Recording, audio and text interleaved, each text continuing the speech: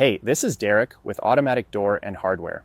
In this video, we're going to walk through the wiring diagram for both the MC521 Classic and the MC521 Pro controllers, and explain what each terminal strip does and how it's used when troubleshooting these controls. When diagnosing problems on an automatic door operator, having a clear understanding of each terminal strip and its purpose is critical. Knowing where components are wired allows you to isolate issues quickly and avoid unnecessary part replacements. We'll start with TB1. On TB1, you'll find connections for the solenoid lock, the ADC low voltage power supply, and in some cases a cycle counter, depending on the system configuration. If you're troubleshooting power or locking issues, this terminal strip should be one of your first checkpoints. Next is TB2.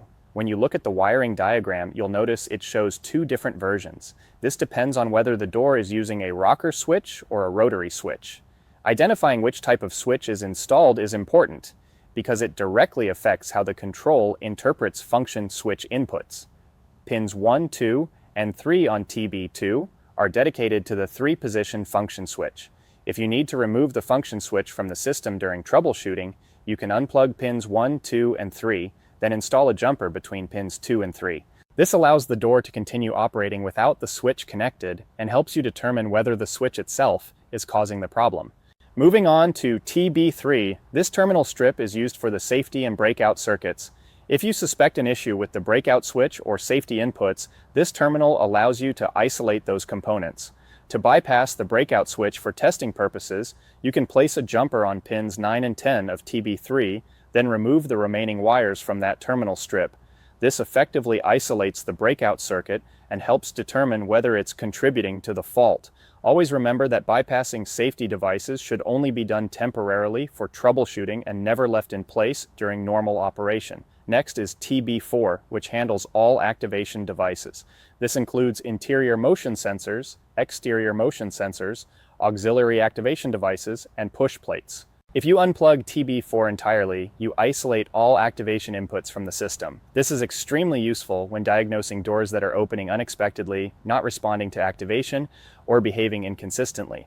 By removing activation inputs one at a time, you can quickly identify whether the issue is being caused by a specific sensor, push plate, or wiring problem. On TB5, you'll find connections for the closed position switch, which is required for proper operation of a solenoid lock. Without this switch functioning correctly, the lock may not engage or release as intended. Terminal B5 also includes connections for the side screen sensor, sometimes referred to as a side lock protection sensor. Problems related to side safety or locking behavior can often be traced back to this terminal. Terminal B6 is found only on the MC521 Pro model. This terminal is used for Stanley Pro beams, which are a monitored safety beam system.